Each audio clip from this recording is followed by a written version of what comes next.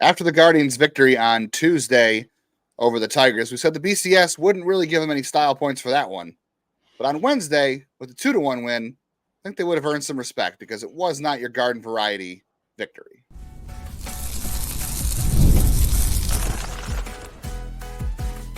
You are Locked On Guardians, your daily podcast on the Cleveland Guardians. Part of the Locked On Podcast Network, your team every day. Hello, everyone, and welcome to the show. This episode of Locked On Guardians is brought to you by Booking.com. Booking.yeah, the right stay can make you a fan of any city, even your rivals. Check out Booking.com and book your stay today. Some quick bookkeeping. The reason yesterday was the number 2 is because Class A moved to 2. The Send Him to Detroit line is taken from the Kentucky Fried movie. And quick thank you shout outs to the Birdman, Birdman 11, How 0144, and a lot of K's, and then JGD, you know your name, for some kind Google reviews. For those out there who do not know me, well, welcome. I am Jeff Ellis, one of the hosts of Locked On Guardians, one of the original hosts of the Locked On MLB side of things here. Before that, I was a lead draft and prospect analyst at Scout in 24/7. And before that, I was I don't have one today. I was a blogger at a lot of places. Sorry. We spent our time talking about trades, and then I forgot to come up with a number. So that's a shame. We have to restart the show all over again. So Jeff can come up with a number. I'm Justin Laddie, their co-host. You might have read me at places like Guardians Baseball Insider, the News Herald, the Morning Journal. I've been covering Guardians prospects since 2007. I've seen plenty of them traded, and they all worked out just fine. Even though 2007 Justin would have not wanted to part with any prospects. Heck, 2016 Justin didn't want to part with any prospects. We will get into that later on today's show. We will talk about why this was not your garden variety 2-1 win. We could have come on here and be like, 2-1 win. What are we going to talk about? Lots to talk about. Talk about that. I want to present Jeff with the other side of the argument we made the other day. This whole Rocchio thing kind of went upside down. No one's talking about it. Nobody really knows, but I'm going to present a counter argument to. It's weird. It's all weird. And it's weird. And I'm also going to use a term of myself that I hate generally showcasing. Yes, I will sort of get into a piece of that and why it might make some sense here.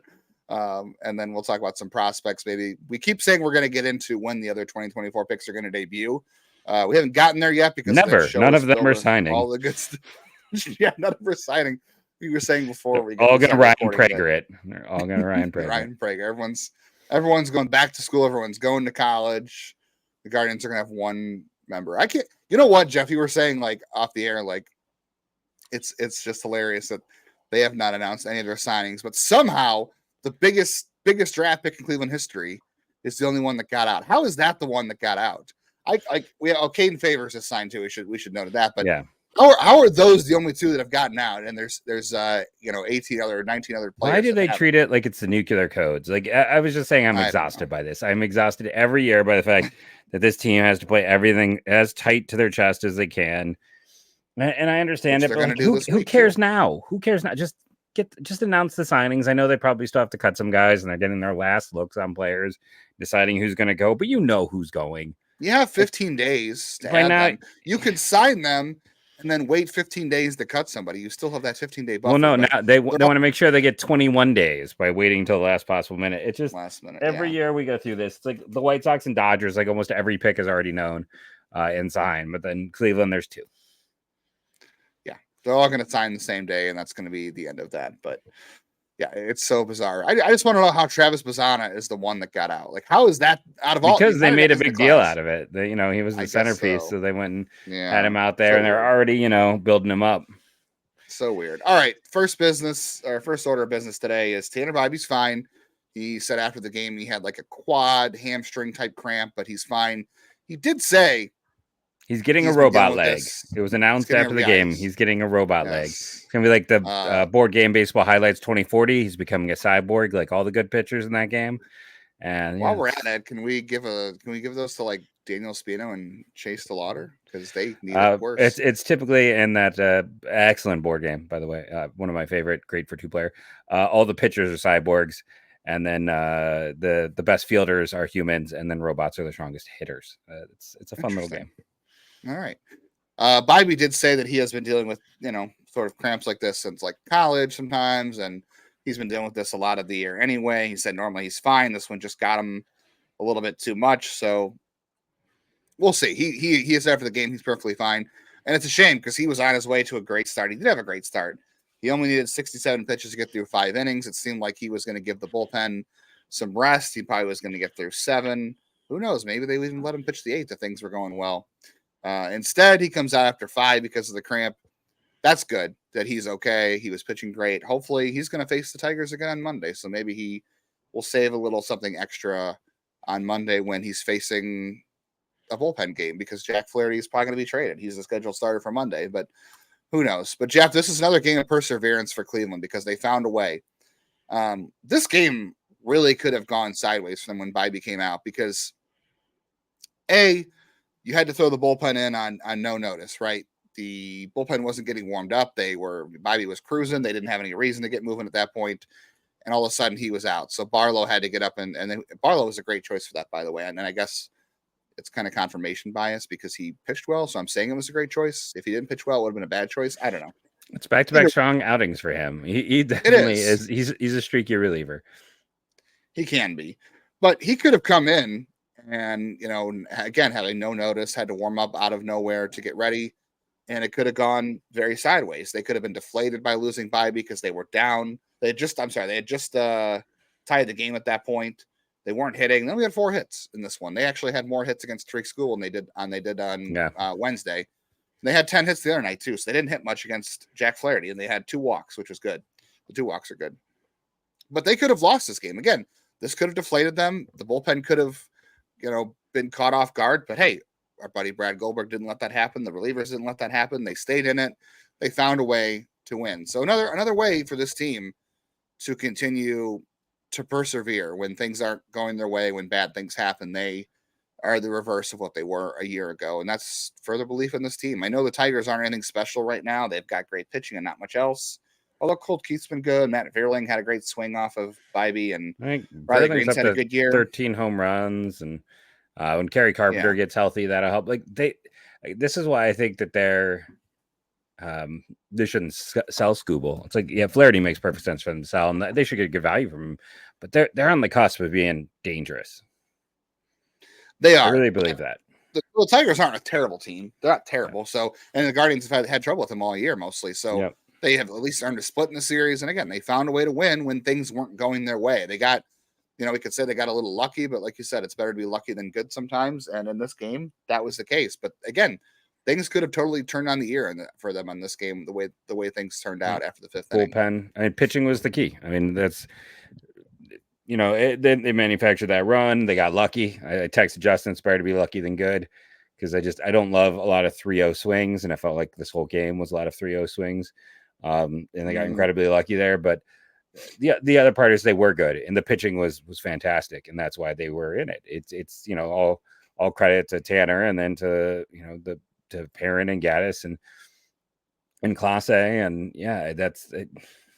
Is it luck, or is it just that it's they had their ace on the mound who's been excellent this year, and the bullpen did what it's done all year, which is be historically good. Mm-hmm. Yeah, but again, I mean, just for the timing of how things unravel, or it could have unraveled for them, and it didn't. By the way, real quickly, a little unscripted thing here: the Royals, who were up 4-3, are now losing 8-4 as we're recording this because their bullpen matter. Had another meltdown. How nice is it not to have a bullpen meltdown? How about Bo Naylor as well in this game too? 2 walks, a hit. He stole a base. Called a good game from behind the plate. He was working well with Bibee tonight in the bullpen. Very solid game from him. The walks are the one thing we wanted to come back for him, especially with him hitting 9th. To be able to walk and turn it, because he ended up walking, and then he got to second base on a wild pitch, and then Quan drove him in to tie the game. The walks are what need to return for Bo Naylor. I think he'll be hitting the team in general. Well, we always say that. But Bo in particular. Right, because that's a big part of his game. That's a big selling point of his offense is if he's not hitting, he's walking, and he has power. And that hasn't really happened for him this year. So for him to have 2 walks and then also the hit, and he stole a base, that's huge from the bottom of the order from his spot right there on a night you weren't doing much offensively, especially considering he stole that base late in the game too. And he scored on Josh's little roller that ate up Colt Keith, and it was a 3-0 like a swing weird down the middle. bounce. And I think he yeah, hit it 100 miles an hour, pretty much straight into the ground, and then it had a weird bounce. And yeah, I'd we rather lucky be than lucky good. than good. And it was Yeah, just kind of weird because like they intentionally walked Jose, even though the day before they didn't and were successful, and he's been struggling. Like I was very much like, why? Like I just want to know why they're being, because for me it's all about approach and it's all about the why you do things, and you want to be consistent in what you do things. So to me, that whole the most puzzling thing to the whole lead up is like yesterday we didn't intentionally walk Jose and he flubbed it. So today let's walk him. Like what's going on with the coach there? That just struck me as odd. Maybe I'm fixating on the wrong things, but I just could not understand the course of action that gets you to that point. But hey, yeah, weird sequence of events for sure. All right, we're gonna talk about the flip side of a shortstop flip real quick. We'll talk about that on the other side. Talk about why it's okay to trade prospects. We've got the data for that. I've got the history of that in my head just because I used to be a prospect hugger. I don't like the idea that's being floated out there for how the Guardians could shore up their needs. We'll get into that, and maybe we'll also get into if draft picks will debut. One of these days, we're going to get into that. Maybe it's today. So stick around to find out if today is that day.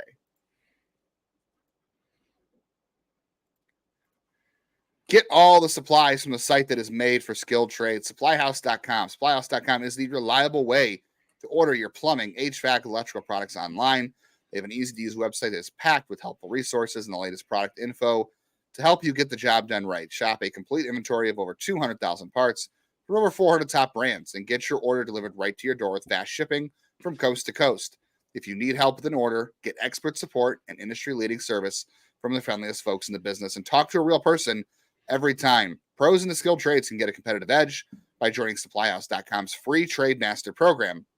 Every Trade Master gets access to a dedicated phone line, free shipping, and discounts on every order. Join the thousands of trade pros already benefiting from their free membership at supplyhouse.com/TM and order plumbing, HVAC, electrical supplies from anywhere with just a few clicks from supplyhouse.com. And you already know how much I love the Game Time app. If you are someone who likes to wait to the last minute, maybe you're just someone who's looking for something to do and you decide last minute you want to go to a baseball game. Game Time is the app to do that. They are the authorized ticket marketplace of Major League Baseball, which makes getting tickets faster and easier, and the prices go down the closer it gets to first pitch. So, hey, if you're listening to this on Thursday morning, the game is an afternoon game. Take a half day from work and check the app for a last minute deal on prices, and you can get a view of your seats so you know where you're sitting before you go. And there's the all-in pricing, so you know when you put a ticket in your shopping cart and you get to checkout and it says $60, that's how much it's going to cost. There's going to be no surprise fees at checkout. You know how much it's going to be before you get there. So you can take the guesswork out of buying with MLB tickets with Game Time. Download the Game Time app, create an account, and use code LOCKEDONMLB for $20 off your very first purchase. Terms apply, but to create your account, redeem our code LOCKEDONMLB for $20 off. Download Game Time today. Last minute tickets, lowest prices. That is a guarantee.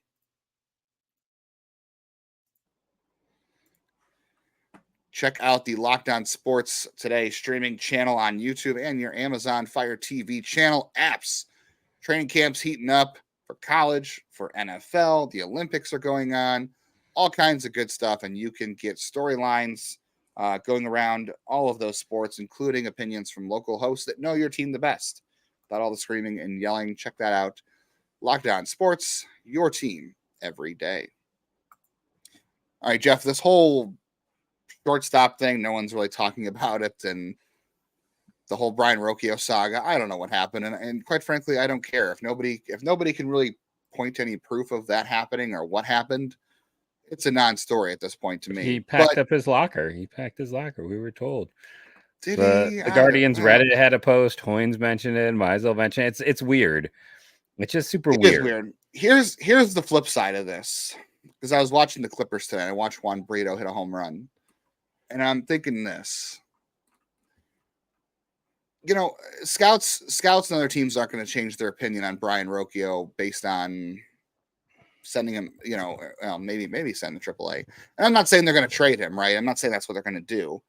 But if you were thinking about maybe trading him at the deadline, and his value is probably not great at the moment because he's really struggled at the major league level. He's had enough at bats at this point for teams to have a changed evaluation on him for he was a prospect. But let's say you were to send him down before the trade deadline, and maybe you were thinking about including him in a trade, right? Sending him down would be really bad because teams don't change their opinions very quickly on how they evaluate players. Like, again, he's had enough at bats at the major league level. We can say teams are going to have a different evaluation on him than they did as a prospect because he has really struggled. It's not like 2 weeks, like, right? Like, if 2 weeks at the major league level isn't going to change another team's mind on a player. We know that. But he's had a big enough sample where they will. But, like, the nail in the coffin on his trade value is a demotion, right? Because you can sit there and you can go through all the data and you can go through all of the video on a player and decide how you feel about him. But the one thing you can't do, especially with prospects and rookies, is figuring out clubhouse stuff and makeup. You can ask around, but it's harder to do because the player is young and you might not have guys to rely on. When you're trading for a veteran, it's super easy to source that and say, like, well, how is Cole Calhoun as a teammate? You can find that out very easily. But guys like Brayan Rocchio, it's a little hard to do because they haven't been around as long, so there's not a lot of guys to ask about that. If you send real quick, if you send him down, and this is just a hypothetical, if you send him down, let's say there's an off chance Cleveland wanted to trade him at the deadline, that sends a bad message to any team you might be dealing with, right? Because you're demoting him, he's already playing bad, and it just makes for a bad look. So I wonder. I gotta say, I strongly disagree with you on all takes here. Just as a heads up. So you're saying demoting him right now. If there was any, I'm not saying they are going to trade him, or that was the thing. I think it has zero effect. Because, you don't think another team would be discouraged by the fact Cleveland's demoting him? No, because it's baseball. Guys get demoted all the time. Guys struggle, they get sent down. He hasn't been sent down. We saw Jackson Holliday. We've seen this team send guys up and down. And the other thing is baseball is now so ubiquitous in terms of how they use the internet. When a guy is a terrible player in the minor leagues, when he's a clubhouse cancer, we know. We got told about guys who, if it's someone you need to worry about, if it's someone who is like getting into fights with coaches or making threats against teammates, everyone in baseball knows because we know. And if we know, that means the entire league knows. So I think that stuff is out there. And I think in this case, it's just like teams would understand you're sending him down because he struggled and you're a team trying to contend. And I don't think it adds a negative connotation to him because, I mean, you and I haven't heard anything negative about him. If there was something to hear, we'd have been told. So I think in this case, I think it's the nature of baseball. Guys get sent down. And in this case, he's not doing what you want him to do. And if you're a team, it's a buy low situation. It's like, okay, at the start of the year, he might have been a number one piece, but if we're now in a deal, he might be the number two piece. And he might be a guy that we're looking, but you could be looking at him as he needs a new environment. He needs a place where he is, going to get this opportunity and maybe not be under the lights of a playoff hunt. But I don't think it sends any messages about the player. I just think it shows that he's been bad and this is a contending team and they can't run with a guy who's been bad. So that's my point of view. That's why I disagree. I just don't think I think you and I have heard so many horror stories over the years that if there were any concerns about him, like teams know. Like teams maybe don't know them as well as guys like Cole Calhoun, who was obviously a clubhouse cancer. I'm kidding, obviously. He was the opposite of that. But I think when guys are bad, everyone, because that's the thing. Like when a guy's a really good dude, no one tells me that. But you know what scouts and people who work with teams, first thing they want to tell you is when a guy's a real jerk. Yeah, they love to tell you about the jerk. So that information, because it's not just coaches. Like I'll hear from like interns who work there and things like that. You hear from like that is where leaks like that come from. So I think things are known. I don't think it has a huge reflection. So I think the bigger reflection is just on how terrible his quality of contact has been. Yeah, that's fair. I don't think you're wrong there. Maybe they couldn't find out that stuff before. I will say the only thing with Rocchio I've ever heard was just he gets into he'll argue. He used to argue with umpires a lot. He's done that a little bit, not as much. They've asked him to tone it down, and he has toned it down. I remember in Lake County, the manager Greg DeCenzo went in and got ejected for him. Like before Rocchio got kicked out of a game, DeCenzo came in and fired up the umpire for a bad call. Instead of letting Rocchio get kicked out, he let himself get kicked out. And before it's a good manager. yeah, DeCenzo's very highly respected for one of those reasons. But yeah, the other thing I was thinking about too, as we go to break and talk about trades, and not draft pick debuts because we're going to run out of time already. But I was thinking about this is another thing that I know you're going to disagree with, and I don't even fully believe it myself. But Cleveland loves to just play, like you said, play things close to the vest. And I'm like, the other thing you could do is call up Juan Brito, put him at second base, and move him in as a short, like we talked about. Mm-hmm. Because if you're talking any teams about Juan Brito, let's say that team, you're trying to trade for a starting pitcher, and someone says, "Well, we really want Juan Brito," and the Guardians go ahead and say, "You know what? For this week, we're going to bring him up and play him at second base," and say, "We're not trading him. We're interested in putting him at second base." Is that trying to say, like, let's call your bluff on the value? I think you're right. No, I don't disagree. Think so? I think that is a thing. I think that is a way to inflate value. Fluff value. Yeah. So you've struck out twice with thinking how I'm going to react to things today. But no, I agree. I think I agree. I think if you're like, no, he's part of our future, and then you're like, fine, we can reluctantly. Like, I think you're onto something with that. I honestly do. Yeah, I would like to see it, number one. But number two, if it fluffs his value at all, and you're not just how they value him as a prospect, but just Cleveland taking a hard line as they normally do and saying, you're right, bring him up and say, no, we're not trading him. He's definitely a guy we want to roll with the rest of the year and see what happens. But I don't know. We'll see. It doesn't look like it's happening, but it'd be a good idea. But, Chris Anthony is not exactly hitting my phone up these days with my ideas. But we are hitting up some ideas about trades and why it's okay to trade prospects. That's coming up next. But first, let's talk about our friends over at booking.com. You know them, booking.yeah. I was currently trying to set up a trip to Sydney on booking.com to talk about, but I guess I'll have to do that for another day. I don't know. You can imagine why. I'm not really trying to set it up, just having some fun with a very easy to navigate website. That is true. Australia is the home of things that will kill you. If you want poisonous things, go to Australia. It just shows how tough Travis has to be to have survived it. But yeah, it's a super simple and easy to navigate site. Like if I want to send someone there, I want to be able to tell you, and I can seize the moment, save 15% right now. When you book and stay, free getaways, Las Vegas, Orlando, New York, Myrtle Beach, Panama City. Those are what's popping up for me right now on here. I don't know what that says about me, but it's just an easy to use website. It's going to give you discounts and, help you on travel, which is just a big old pain in the backside for anyone who's had to do it. The right stay can make you a fan of any U.S. city, even your rivals. Book today on booking.com on the very easy to use site or in the booking.com app. And then I also wanted to talk about our good friends over at Prize Picks. And please, yeah, good. I didn't close the tab. So again, they're giving us LeBron free for the next 84 hours. This makes it really easy. It's at 0.5. The normal line would be 15.5. Instead, it's 0.5. So that is one freebie right here. Let's go see what the Olympics are. I don't know enough about because for those who don't know, the Olympics are in a soft launch right now. They the rugby and soccer has begun. I don't know enough about rugby or soccer to make that work for me, but I do like these combinations. The first inning, Jonathan Cannon and Max Scherzer, 0.5 of a run in the first inning. I want to take the over there. There's a lot of, I know Texas offense is bad, but Cannon hasn't been great, and Scherzer's coming back. I also want to take the over, take more, I should say, with Dylan Cease versus Patrick Corbin. Corbin's cooked. And let's take last on Logan Webb and Clayton Kershaw. Head over to Prize Picks today.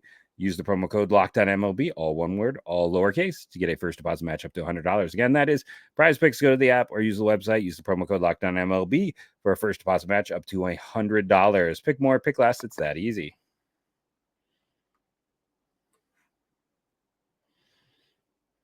Guardians and Tigers and a matinee on Thursday. Don't miss it. If you're not going to the game, if you're not playing a little bit of hooky, search Guardians on your Sirius XM to find the matchup. First of all, I'm going to say this. It's okay. Well, okay, let's go reverse this. I'm going to switch course here. So I see a lot of people online and just other think pieces in general talking about, well, the Guardians should flip a reliever to shore up their needs. I think that's a horrible idea. Number one, the bullpen is the whole reason you're in this spot in the first place. The pitching rotation we know has been terrible.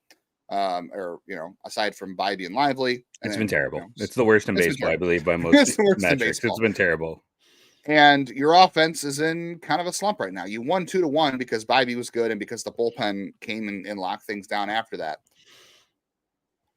Number one, you're not trading Cade Smith or Hunter Gaddis. You cannot afford to trade them. Maybe you can revisit that in the offseason, but you can't do it right now if you really want to maximize value there. That's one thing. But like I see some people saying, well, we'll flip Barlow for whoever. It's like Barlow is not going to carry a whole lot of value in the market. You're going to have to attach a prospect to him, and he's mostly going to be a salary offsetter to whatever you're bringing in. I don't think the Guardians can afford to trade relief help right now. They need this bullpen because when they get to the postseason, again, that's going to be the piece of the team they lean on the most. You're trying to get an early lead with whatever starter you have in the game, and you're trying to turn over the bullpen as fast as you can. So you can't be subtracting relievers. It'd be one thing if you could turn a reliever into a starter or if you could turn him into a great hitter. But I don't think any team is out there trading you a really great hitter for one of these relievers. I just don't think this time of year you can afford to be trading Cade Smith or Hunter Gaddis because I don't think you're going to get the piece you want.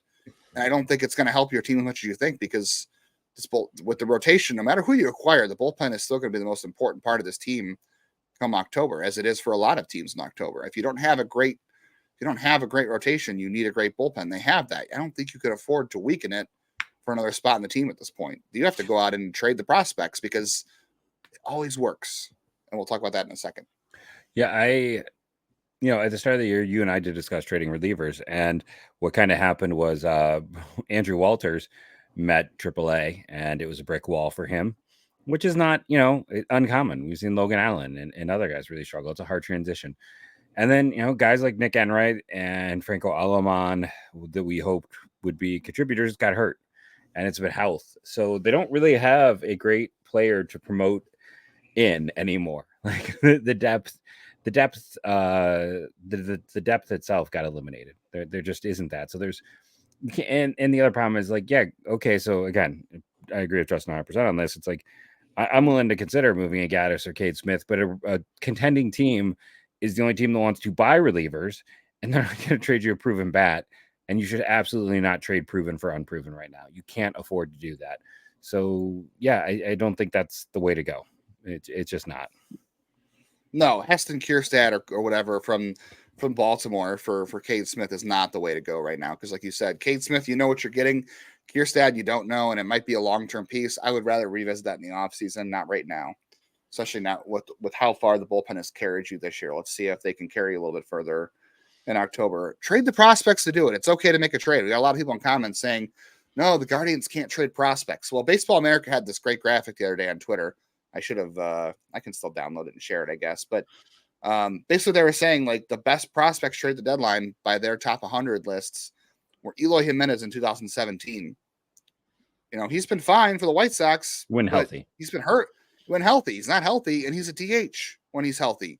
Addison Russell was good for the World Series Cubs, but he made very poor life decisions. He's out of baseball. Yeah, off the field. CJ Abrams, he's been fine as a hitter. The jury's out on shortstop. It doesn't look good. That was the number 11 prospect the year he was traded. Anderson Espinoza, never healthy. Keeper Ruiz has been solid for the Nationals. Nothing special. Hector Oliveira, what do you know about him? Daniel Norris, not had a good moment for a little bit. Austin Martin, not great. Clint Frazier, we know how that worked out. Brett Phillips, terrible. Those are the best prospects that have been traded since 2014 on Per Baseball America's Top 100. Let's go back to last year. Let's just talk about the Guardians in general, going back to what they've done. Again, the Andrew Miller trade. I don't believe that trade exists this year for anybody, let alone the Guardians. Nobody in that trade burned them. The failed Jonathan Lucroy trade that didn't happen, all the prospects in that deal, the best one has been Sean Armstrong. He's a reliever who's had a mediocre career. Brad Hand, Francisco Mejia has been nothing in the major leagues except headaches for people. Josh Donaldson, I know you said that it was a loss for both teams. Fine, whatever. I don't know. Toronto got a small amount of value just because of when Merriweather was healthy that, he was successful. Yeah, there just aren't a lot of examples of trades out there. Like the last year, you had Jay Bruce. You got to complete that. You were defending Ryder Ryan yesterday off the air in her debate. I did. Right. I didn't want to trade Ryder Ryan. I liked him, but guess what? That Jay Bruce trade worked out for them because they needed him. I know they didn't win the series, but he was still pretty good. I mean, Aaron Savali last year, when the Guardians sold, they got the best of that one because he's been terrible for the Rays. Paul Sewald got to the Diamondbacks. The Mariners gave up one of their best relievers. The guys they got back have not hit. The Juan Soto trade, again, there's no trade like that out there from 2022. Yeah. I know Max Scherzer and the Luis Castillo deal has not worked out for the Reds at all. I would say in fairness, that the Castillo deal is the jury's not out on. Done yet. But Tyler Mahle deal is the other side of it with the Twins. Right, the Twins have made two horrendous deals. They gave up Spencer Steer and Christian Encarnacion Strand for Tyler Mahle. Got nothing from Mahle. And then they also decided to trade. What was the other Twins trade that was a bad one? That was they traded Jose Barrios to Toronto for Austin Martin and Simeon Woods Richardson. And Richardson's been okay. Martin's not been good. For me, the issue there, and I brought this up to Justin, is like that team has needed pitching for forever, and then that makes them make all of their other trades. Like the Lopez deal has worked out. That's been fine. But trying to get Tyler Mahle, trying to get pitching is what they've been chasing. To trade it away to then a year later chase it is not the best way to go about it. And I know the Rangers would love to have Cole Ragans back right now, and I think you're right to say that they could have won the World Series without Aroldis Chapman last year, but they won the World Series. I don't think they're complaining too much, even without Cole Ragans. And they have a lot of pitching, even though they're all hurt right now. 2022, Weiler Abreu has been pretty good for the Red Sox. Would the Astros want him back right now? Maybe, but they acquired Christian Vasquez, who was not that great for them once he got there, but they won the World Series. They're not complaining. And no one's sitting here saying trade Chase DeLauder or trade Juan Brito or whoever for a rental pitcher. No, we're saying it's okay to make deals of prospects that make sense. No one's saying in order to get Jack Flaherty, you got to give Detroit Chase DeLauder or whoever, right? We're not saying to get that. Something, we're saying, you got to give up something. Like you can't hug them all. You can't hug all the children in this case. You got to pick the ones you like the best, unlike real parenting. Right. And the Guardians have yet to be burned. I mean, the Guardians' worst trade in the last decade, go back to the Ubaldo Jimenez trade. That worked out great for them. He was good for a half season mostly, but it worked out good. The worst trade they made was Junior Caminero for Tobias Myers. That's the worst. And I guess if you want to throw the Jake Bowers thing in there and Yandy Diaz, that was bad too.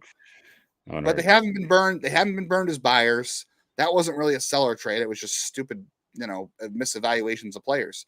They have not been burned as buyers or sellers. They usually get good value. But what you see most often than not is when you trade people prospects. Will bring up Benson and Jones, but again, go check out the numbers before you get to. I would, Juan Brito right now much better. So yeah, though I think both will rebound. I do think both of those guys. I think they were overvalued last year, undervalued now. They're guys in the middle of that. Yeah. Again, you can inflate Juan Brito's numbers or trade value by bringing him up and saying we can showcase him. We can showcase him at the big league level. That's the argument I was making. I was saying, well, actually, you can show. This is the one area where maybe showcasing kind of works. I think that's enough for today. I'm admitting showcasing works. So I got to get out of here before I make it worse for myself. Justin's got to go play some NCAA football. He's got to calm down. He's got to do something. Yeah. All right, we didn't get the draft pick debuts today, of course. Because they're not going to sign any. They're all going to school. We've established this. There are no draft pick debuts. No, they don't actually exist. They were just picking guys out of a random name. Because they're nuclear secrets, and they're not going to release them to the public, and we're never going to know. No. It's better than it used to be. Remember when you didn't have to sign guys by a certain, or you didn't have to assign them? You had a year, basically. Yeah. It was just, that was awful. Again, everything's like I said, a nuclear secret. It's all. Yeah. It's the nuclear football. It really is. When they do sign, we'll eventually get to, we'll talk about where these guys will debut. We'll talk about some of the promotions. We'll have to talk about some of the cuts. Later this week, I think maybe tomorrow, we want to get to our post-draft rankings so we can get those out just in case there is a trade. So we will do more prospect stuff tomorrow. We might ask for some trade proposals so we can say yes or no heading into the deadline weekend. So saying no to all of them. Say no to all of them because the Guardians will say no to all of them. So it'll be kind of a mini mailbag show. So send us your trade proposals. We'll talk about those tomorrow. We'll talk about the post-draft rankings ahead of the trade deadline because, gosh, tomorrow's episode will already be Friday's episode. Yeah. And this weekend is the trade deadline or Tuesday. So who knows? A lot to get to and hopefully a lot to cover. No, agreed. Thank you for joining us. We appreciate all of you. Remember to hit the like, the subscribe, the bell, all of those things on here. Download every day and keep helping share the good word of Locked On Guardians. And go Guardians, go!